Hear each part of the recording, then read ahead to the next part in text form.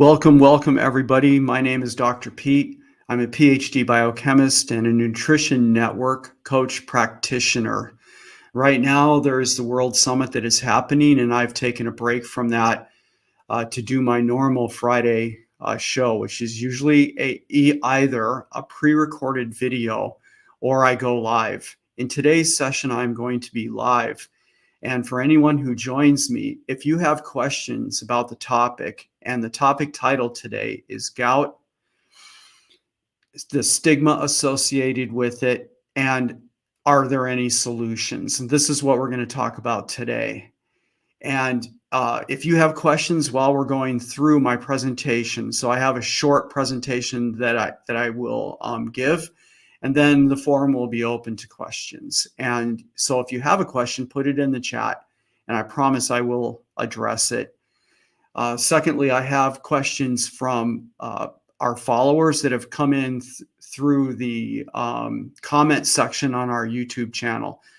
You will be able to find a recorded version of today's event on Dr. Pete's Keto Club on YouTube. So that if you miss it, you find yourself looking at this later and going, is there a recorded version that's permanent? The answer is yes, on our YouTube channel, Dr. Pete's Keto Club. Now, a little bit of my background. So in 2016, I was diagnosed with gout. And then in 2019, I was diagnosed with prediabetes. And in the beginning months, and this is part of what I want to talk about today, I really did not know what to do. At the time when I was diagnosed with gout, I was led to believe that this is more or less, it was an inconvenient type of ailment that simply could be treated with an anti-inflammatory type of drug. And the issue surrounding that is that I was not made to understand that gout actually has a central driving factor that is related to other chronic diseases like type 2 diabetes, obesity, cardiovascular disease, and a myriad of other ailments which are being driven by this central factor that you can argue is insulin resistance. So part of what I want to talk about today is the stigma aspect of this. But to get back to my short intro, I was able to reverse my prediabetes in a very short time frame once I came into knowing or understanding about the low carb lifestyle. And once I started the lifestyle, I rapidly put my prediabetes into reversal. And it was during that time frame when I was doing a lot of learning and reading literally hundreds of research papers and listening to hundreds literally of lectures by the kings that are in this space, that I came to understand that there was and is a strong connection between gout and these other chronic diseases, and that when you are treating one by literally going on the low carb lifestyle, this is having an influence on all these other possibilities. What I want to talk about first is the issue of stigma. So the issue of stigma is a pretty big deal. When I was diagnosed with gout in 2016, I had prior to that in my own existence known an alcoholic a few decades before my diagnosis with gout. And this friend of mine who's no longer on the planet with us was drinking a couple of fists of Jim Beam every single day and not caring for himself, and also suffering from gouty attacks. And so when I was diagnosed with gout, I was embarrassed, because the first thing I thought was, is it likely? I mean, I wasn't drinking 2 fists of alcohol every day, but I felt like I was, right? I felt like when I was talking to the doctor, and we were discussing, okay, how does this happen? The look in the doctor's eye was that you must be drinking crap loads of alcohol, and I wasn't. And I left there feeling like, that I had done something wrong. And in fact, and the pain that I had with the gout was substantial. You talk to any gout sufferer, And, the doctor, basically, this is standard procedure. They're going to ask you to rate the pain between 1 and 10, and it's a 10, right? And I was seriously limping around for a couple of weeks before that episode passed. And, when people would ask me at work, what happened, I was not inclined to tell them that I was a gout sufferer because there was this stigma associated with it. And that stigma exists for other chronic diseases too. When I was diagnosed with prediabetes, I had gotten this letter from, it was an email from my doctor, and it was a lecture about eating the right kind of diet, which happened to be in my doctor's terms, the Mediterranean diet, and to get more exercise. And while it's true at the time of the gout diagnosis that I was not exercising much, I've always been active in my life, but I'd had about a decade, close to 15-year interval in there where I just was hammering away at my career, raising a daughter, and not concerned about anything else. But at the time of the prediabetes diagnosis, it was a completely different situation. Because after gout, I joined a CrossFit gym. And by the time the prediabetes diagnosis came around, I had 3 years of CrossFit under my belt. And so there were two things about that email that I got on the prediabetes. One was the tone. And again, I was being talked to like I had done something deliberate to put myself in this situation, like I had been, a bad person. And then the issue about the exercise. I mean, honestly, I sat back when I read that and it made me angry because it's like, what are you talking about? I'm in a CrossFit gym between 4 to 5 days a week.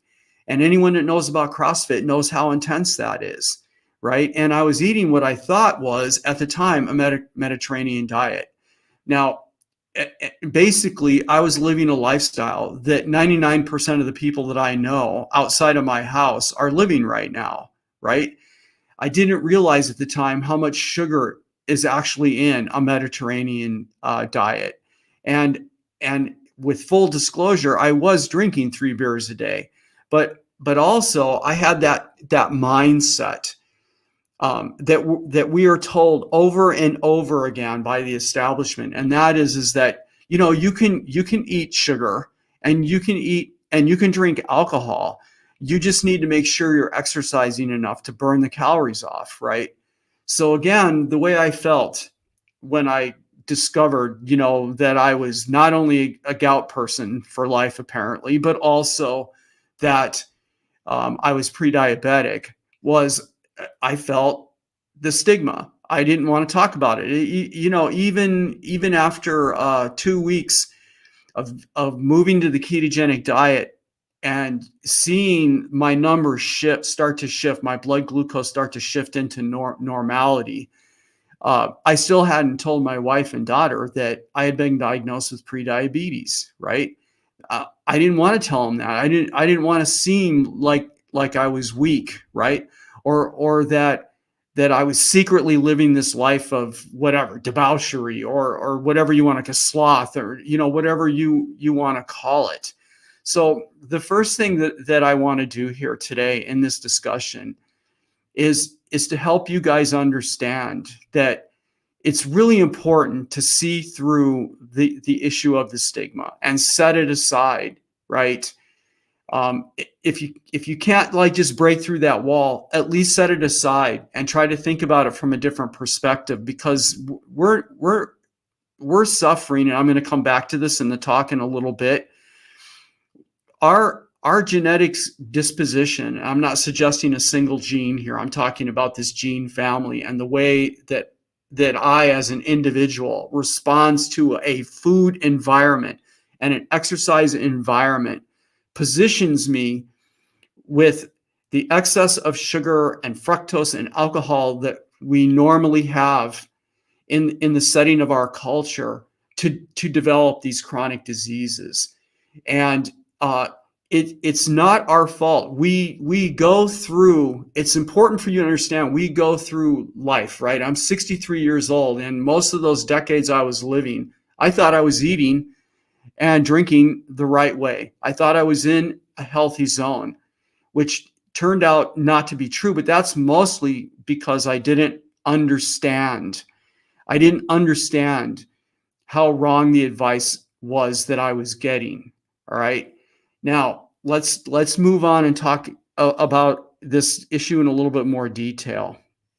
And for those of you that have joined me and you have questions, I'm not ignoring you. What I want to do is do the bit of a presentation here, and then I'm going to address your questions. So be patient and hang tough. So the first thing I want everyone to understand, and I did this morning, if you just get on the internet and you look at worldwide statistics on chronic diseases, I went to the World Health Organization. You can do this in a lot of different ways. You could go to the CDC, for example, and you're going to get very similar data. And when you look at this, you can see that worldwide there's 41 million people with gout. Remember what I said, the central issue that's driving this is centered around insulin resistance. And I'm going to touch on that a little bit. I've had a lot of people come to me on my YouTube channel and ask that I talk about things in simpler levels. That's what this presentation is today. So I don't want to go too much into the weeds about this. Insulin resistance is in fact driving the gouty condition. But what you need to understand is there's different ways we end up insulin resistant. And for those of us that have more than one chronic disease ailment, more than likely there's more than one type of insulin resistance at play in that. But take a look at this. I mean, we've got 422 million people on the planet that are type 2 diabetes, 650 million people that are obese, 17.9 million people, CVD deaths, cardiovascular deaths in 2019. And the three top chronic diseases, the type 2 diabetes, the obesity, and the cardiovascular disease, there's plenty of solid data at this point that indicates that the driving factor behind this is insulin resistance. And then hopefully you've heard some of my past presentations on gout. If you haven't, I would suggest getting on our YouTube channel, my YouTube channel, and checking those out so that you understand better where I'm coming from with this. But gout is an outcome of this too, right? It's just that each of us individual have our own platform of genetics and how we're responding to this global food environment that people tend to eat, right? And then we have unique ways in which we are that we confront that food environment, right? And it's the interplay between that environment and our host of genetic expressions that can lead a person down this avenue of chronic disease. At the very bottom of this, I included statistics on osteoarthritis, 654 million people. The reason that I'm doing that is that I believe there is a strong connection between the gouty condition, the gouty joints, and osteoarthritis. And the interesting thing about that research, when you start to look at it, of which there's hundreds and hundreds of papers, the issue of hyperglycemia, all right, high glucose, chronically, all day long, week after week, month after month, and year after year, has a substantial effect on this concept that is called chronic low-level inflammation, which is what we have, in my view, going on in the joint. And that when complicated by monosodium urate or uric acid, is how we can get to the gout attack. I'll get into that more later, but there is accumulating evidence that osteoarthritis is also in the category of these diseases that I'm talking about. So this is a consequence of the standard American diet, which is very high in sugars, and in particular fructose-containing sugars. People are eating the standard American diet, standard American meals, 5 to 6 meals a day, including many meals which occur later in the evening. That's something that I may or may not be able to get to a little bit later. I might forget, but it'll be addressed somewhere in an upcoming presentation. Now, some of you have seen these statistics before. So if we take a gout person like me, and we ask the question, what other comorbidities, what other ailments is this person potentially suffering from? And right at the top of the list is high blood pressure. 74% of us that are gouty also have high blood pressure. And that was me for sure. All right. Now, the blood pressure thing is turned around because I haven't messed with this. I went on to a low carb lifestyle. I've been on it for 3 years, actually over 3 years now. I'm in my 4th year trolling along with this. And I've seen my blood pressure go from, on the average, the high 130s to this morning, I think my blood pressure was, I think it was 108. I would have to double check that, but I think it was 108. And my average now is in the mid or low 120s if I measure my blood pressure in the late afternoon, right before dinner. Over half of us who are gouty are obese, and a full quarter of us are type 2 diabetic. And then look at the bottom here. Well, besides the kidney stones, right? There's your cardiovascular disease trucking right in here. So when you look at the world statistics, how many type 2 diabetics, how many obese, the percentage of gouty individuals, all right? And then we look to see what comorbidities, what other ailments are also associated with somebody who's gouty. You know, it becomes, and granted, this is epidemiological, you can see where this is tracking to, right? You can see this, all right? Now, what about this issue of insulin resistance? Well, most of us, when you get into the metabolic panels and you look underneath all of this and you measure well done blood work on the lipid panels, the fasting glucose, insulin, C-peptide, there's a big list. In the show notes, I will put what I recommend is the metabolic parameters that you look at by blood work. The point is, you find metabolic syndrome in the majority of people that are fitting into these other categories that I just talked about. And that's why we think that insulin resistance on one level or another is at the core of this. And what do these values normally look like in terms of abnormal quantities? Well, starting with high triglycerides, right? Usually a low HDL, somewhere in the range of 39 or 40, as an example. High fasting glucose, right? In pre-diabetes, it's pretty typical to see fasting glucoses that are more or less all over the place and high on top of it. That was the situation with me. And then maybe even an elevated A1C. Here's your high blood pressure again, right? Because we know that for gouty people, there are about 74% of us that are also high blood pressure, right? And then generally the high waist to height ratio, that's the beer belly that you see on men. And also there can be abdominal obesity in women that are also suffering from insulin resistance. And then I've added to the bottom of this list, high uric acid. And the uric acid issue is something that most medical professionals don't even ask for it. Like if you go in to get a physical exam and they're probably going to do your fasting glucose and a lipid panel and probably a standard metabolic panel, but probably the uric acid is not there. Now, if you limp into the clinic like I did in 2016, and the doctor takes one look at the knob on your foot and says, "Well, you have gout," then as a function of that, they measured my uric acid. And the interesting thing is, and I don't want to get off on a tangent on this because I've talked about it actually a lot in my presentations.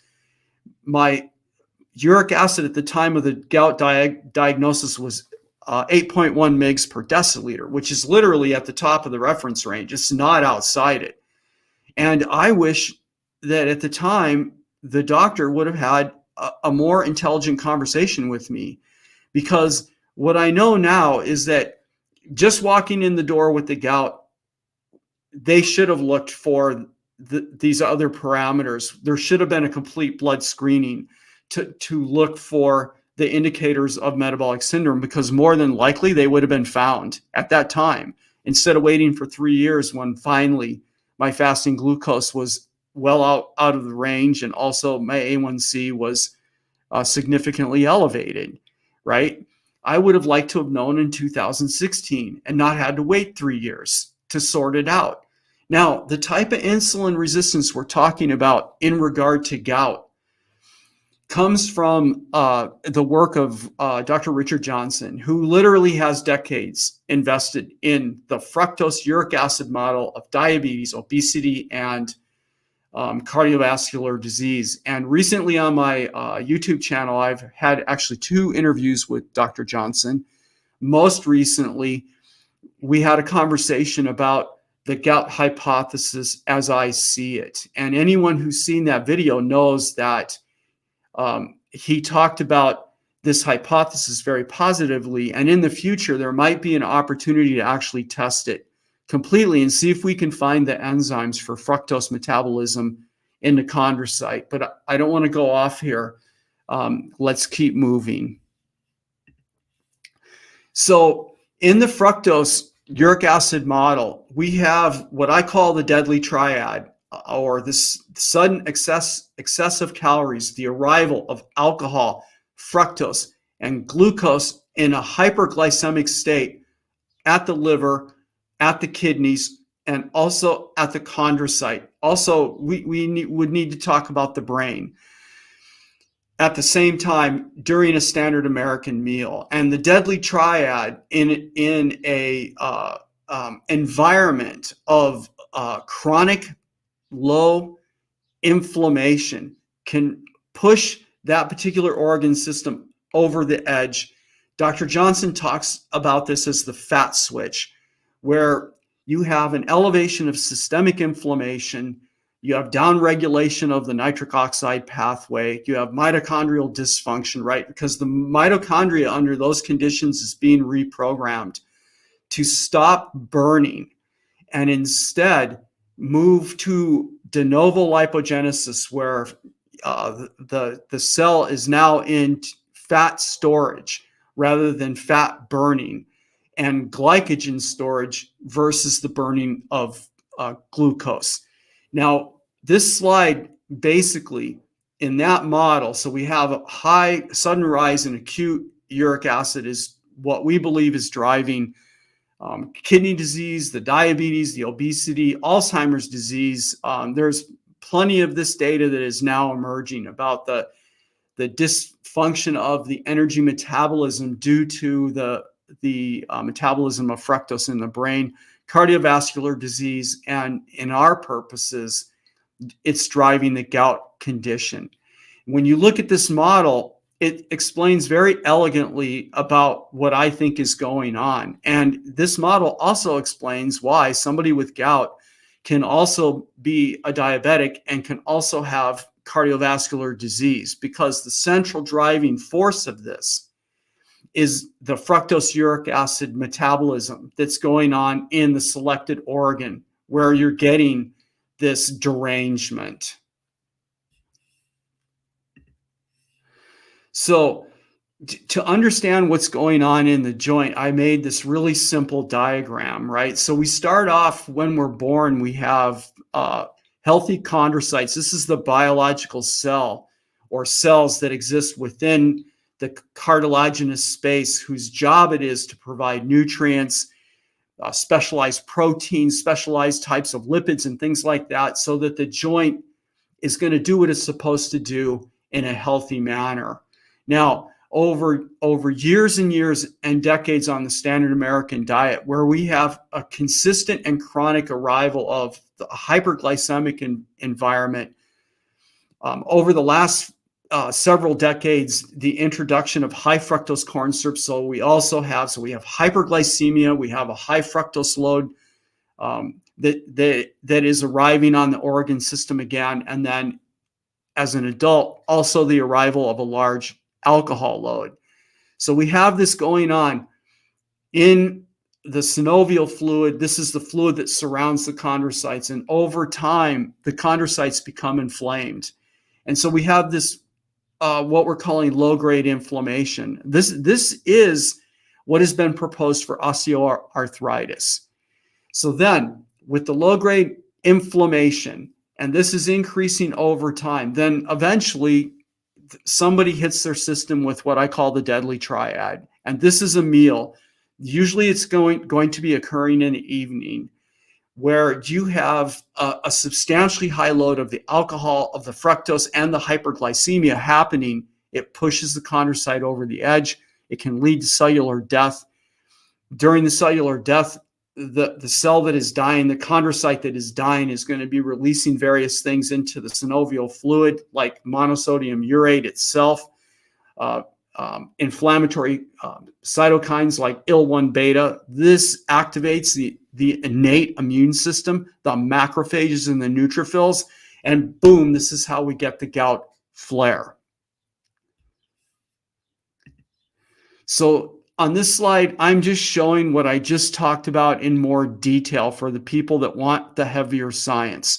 So during the low-grade inflammation, the big issue with that is you're going to have the expression of a transcription factor called JNK1, which is required for the formation of this inflammatory event that is going to happen in the joint. And we also have IL-1 beta, which signals to the innate immune system, and we have the release of monosodium urate crystals. So we have two things going on with the uric acid in the chondrocyte.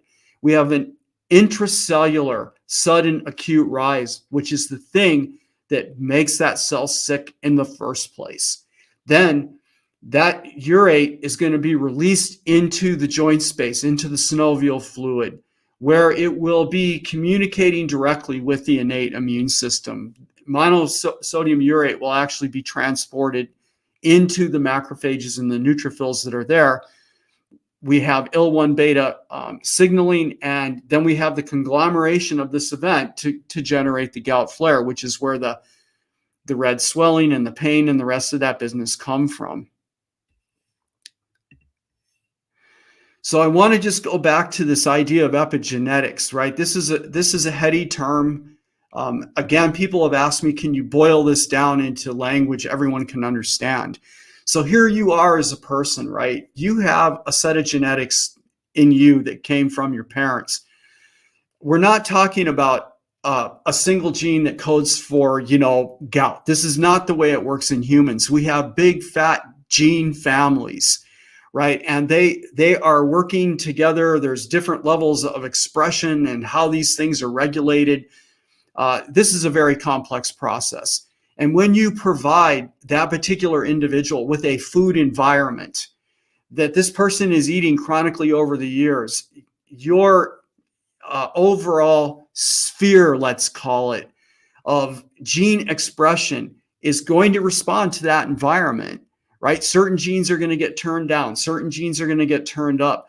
And over time, you'll be responding a certain way in a global sense to that environment. And that's what's leading to the chronic disease. Not everybody's the same. And this is the reason why not everybody has gout. So somebody, as an example, who has type 2 diabetes, they may never have a gout attack, yet they may also have high uric acid, right? This is fairly typical in type 2 diabetes that are significantly overweight.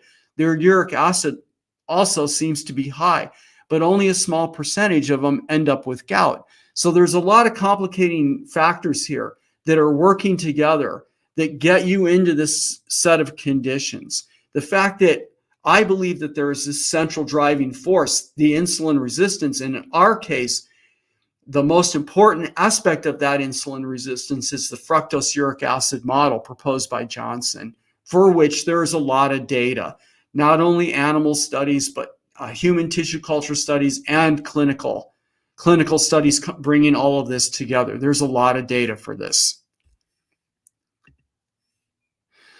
So what does the low carb lifestyle look like? All right, so we're going to cut the carbs. I advocate for 50 total grams of carbs per day. It's a very, and the way I teach this is very, very simple. I use what's called the plate method. You just look at a plate and split it into 3 quadrants. That's it, 3 sections. 2 of the sections has keto approved vegetables that are low carbohydrate, high quality carbohydrate, but they're low carbohydrate vegetables, and 1 section that's going to have your protein in it. And eating that way, almost always you're going to be within about 50 total grams of carbs per day. You can double check How that looks, two ways: by measuring biomarkers, so tracking blood glucose and ketones, weight and blood pressure, and you can also track it using one of the convenient carb counting tracking methods. So you'll weigh, you can do this randomly. You can do it for a few days. You get used to how to set up your plate. You can weigh out what's on the plate, and then using grams, and then it's very easy to calculate the percentages of each of the macronutrients, the amount of protein that you have there, the amount of fats you have there, and the amount of the carbohydrates, which is the issue here. It's getting the carbs down. Why do we want the carbs down? Because number one, we want to lower the chronic low-grade inflammation. We want to bring the inflammation way down so that we don't have our key organ systems, and in our case, as the gouty person, we don't want the chondrocytes in our joint to be in an aggravated situation. We want them operating normally with the correct amount of burning going on in the cells and the correct amount of storage going on in these cells, which means we don't want a hyperglycemic event. We don't want the fructose. And we also want the alcohol not to be there, especially chronic alcohol use. Here is just, I'm closing now. Here is just to give you an example of low carbohydrate vegetables. If you were to look in my refrigerator today, the likelihood that you're going to find these is really high. All right. And then, as most people know about keto, we get a lot of flack about this actually. Here is a large variety of the types of protein that I eat, right? If you notice at the bottom there, you can see some sardines, some anchovies, and so on. I put these here because, you can eat these, but I want to just take a second to talk about them because everyone knows that those particular meats have a lot of purines in them. So are you eating them every day on a chronic basis? Absolutely not. But once in a while, you can do it, right? The meats that are at the top, they comprise, except for the shrimp, they comprise basically my basic diet. And unlike what you hear from the establishment, our protein percentage is going to vary between 15 and 20%. That's where you're going to fall in this. Based on, like I said, you can use the carb counters to randomly look at meals to see where you're falling in this. So this is not a high protein diet, and the amount of diet or the amount of protein in the diet is going to depend on your activity level, and I'm still a CrossFit athlete, and I'm a rock climber, and I do a lot of different things. So my protein level, I have found, needs to be somewhat elevated for me to feel good, right? And for me to have a reasonable recovery rate from the activity that I do. So I've tweaked the lifestyle around so it works for me. Make sure that you remember that one part of this is measuring biomarkers, and I advocate using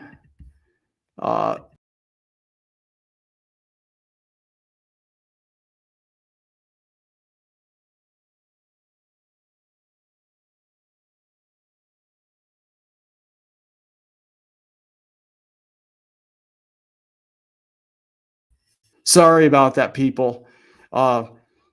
I don't know what happened there. I'm sure it was my fault. So just give me 1 second to get this back. So I was talking about biomarkers. The one biomarker I didn't specifically talk about is uric acid. And this is super important because with gout sufferers, that's where we're at. And so you can see that I'm using the UA Sure meter. They actually have a new meter out. And I measure my fasting uric acid. I have done that now for, like I said, I'm in the 4th year of my low carbohydrate lifestyle. And so I've been measuring uric acid on the fasting level and also before and after meals and things like that. So I have a really good idea about which proteins elevate my uric acid, which ones don't, the effect of exercise on my uric acid, and so on. And this is the thing that I recommend that you do if you're a gout sufferer, right? Numbers are your friend because they allow you a way of then being able to respond to dietary changes that you're thinking about making or that you do make, and you want to see what the effect is, different types of exercise and so on. So with that, I'm going to go ahead and close. And now I will go ahead and take questions. Make sure to put them in the chat. Let me see what we got going here.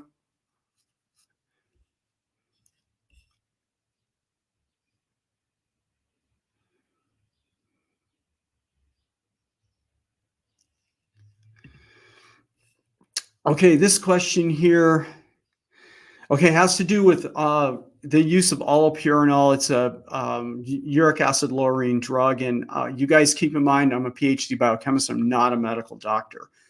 However, here's what the thing is. If you go on a low carbohydrate lifestyle, for some of us, after we are well established in the lifestyle. So what I mean is we become fully keto adapted, which when you look at the literature, most people are going to say, okay, you're going to get keto adapted in 2 to 3 months.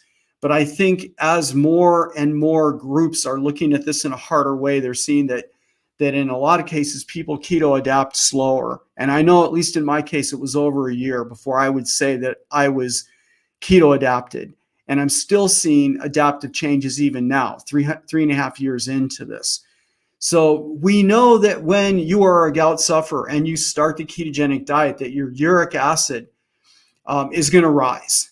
And this happens because the ketones, as you progress in the low carb lifestyle, are going to rise if you've lowered the carbs adequately enough.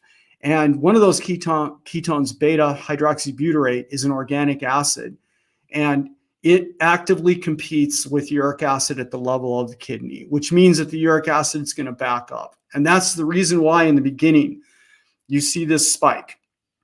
Now, over time, as you keto adapt, the uric acid is going to descend from that spike. The question is, where does it settle out? And in a certain group of people, the uric acid seems to settle out in the middle of the reference range. In other groups of people, the uric acid tends to settle out at the top of the reference range. That's the case with me. So I settled out on average about between 7 and 8 mg per deciliter, depending on the morning. And after a few years of that, I did make the decision to go on allopurinol mainly because of the work and the discussions that I've listened to from Dr. Richard Johnson and also Dr. Perlmutter. And these guys are medical doctors. They're not a PhD biochemist like me. You know, they work in clinics, they see people. And I decided to go on the allopurinol in order to bring my uric acid down, and where my target is between 4 and 5 mg per deciliter. So, you know, I cannot give medical advice.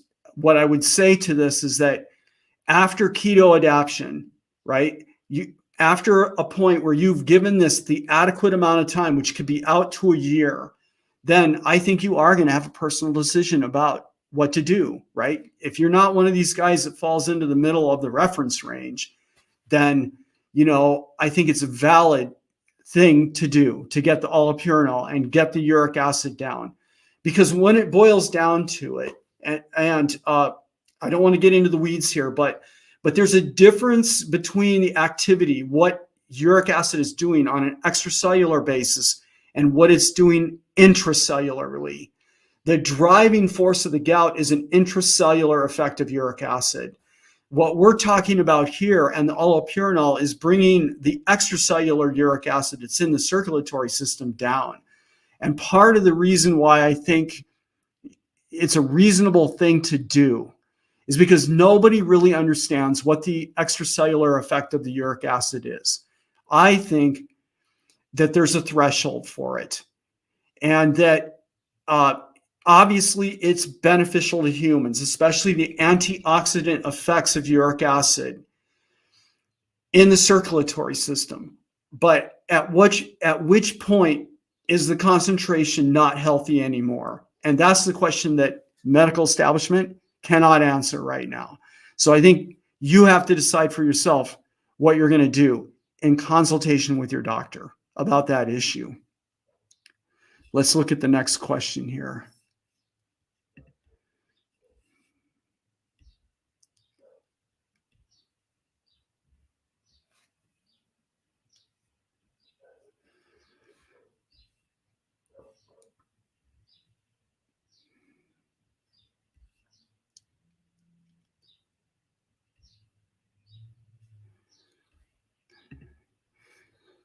Okay, so this is coming from actually also from Peter, and I love this because he's touching on a point that's super important to all of us, and that is that when you get established in the low carb lifestyle and your gout is in remission, which I consider myself to be in remission at this point.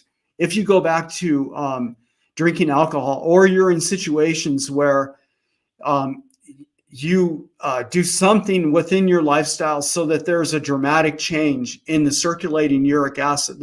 I believe that there's some kind of relationship going on between the circulating uric acid and the uric acid that you have, the uric acid relationship in the joint with the chondrocyte, right? I think there's an interplay there. And I believe that it's not so much about a stable concentration of uric acid and the gout flare. It has more to do with significant dynamic changes that are going on during a certain kind of event that your particular body is dealing with, right? So, which could be having alcohol after not having it for a long period of time. And I know that, for example, spirits in myself really drive uric acid through the roof. Like, I've actually done the N1s, and I know that if my uric acid before having the alcohol, let's say, is 8 mg per deciliter, I've actually done this, and then I have 2 drinks of something like tequila, that I've seen my uric acid spike to 12 mg per deciliter in my circulatory system by measuring it directly. And I actually did not have a gout attack when I did that N1. But I have had a gout attack since I went on the ketogenic diet. It actually turned out when I went on Allopurinol. And in that case, the uric acid was descending. And the uric acid concentration that I measured during that attack was 4.5 mg per deciliter. And this is why I think the crucial thing about getting a gout flare has more to do with this flux of uric acid that is probably happening on the local level within the joint itself. The relationship between what's happening with the chondrocyte, the crystallized uric acid that's in there, and then also the innate immune system.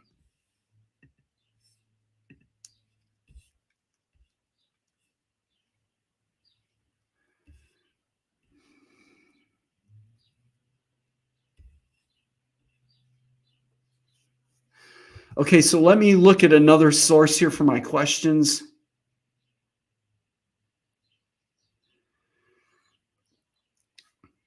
Okay, so I get a lot of questions about the biomarker analysis. I'm also a health coach, so I'm actively helping people reverse diabetes, and I also have had some clients that in addition to the diabetes are also having high uric acid. And the question always comes up, why, do I have to do the biomarkers? Because it's something that has to be added to your day, and it's like, it seems on one level like it's a lot of work.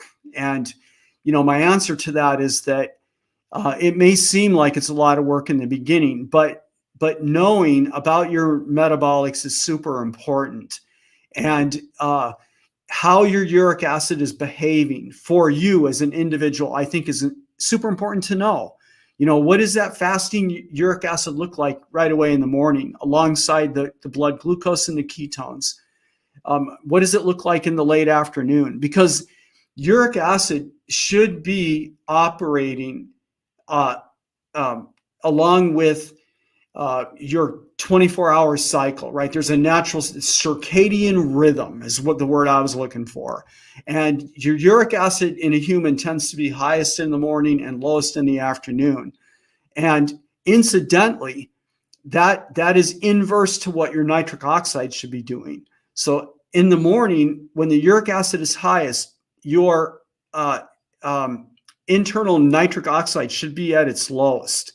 But in the late afternoon, that relationship is flipped. So the nitric oxide should actually be higher. So by measuring the uric acid, at least you can know what your patterns are. And then again, I want to emphasize this fact. If you're unsure about a particular meal you're about to have, measure the uric acid, the glucose, and the ketones before you eat it. And then do the analysis again, at minimum an hour and 2 hours after the meal. I just did this the other day because of something that I was eating. And that way, it's just fundamental. You know the answer. I had a certain kind of protein. I had a certain amount of it. What acid, right? And again, we're measuring the extracellular uric acid.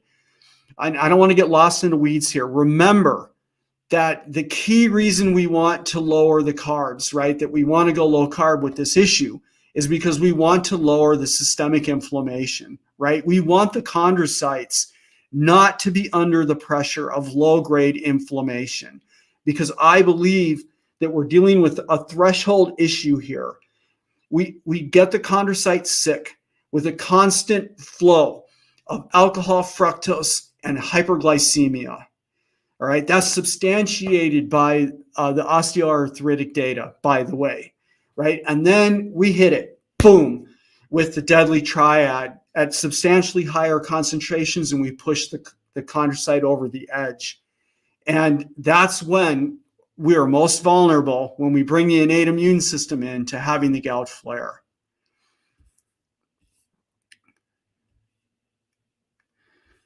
Okay, so I'm not seeing any more questions now, and in the interest to be respectful to everyone's time, I'm going to go ahead and close. And so remember what I always say, keep the carbs low, down the road we go.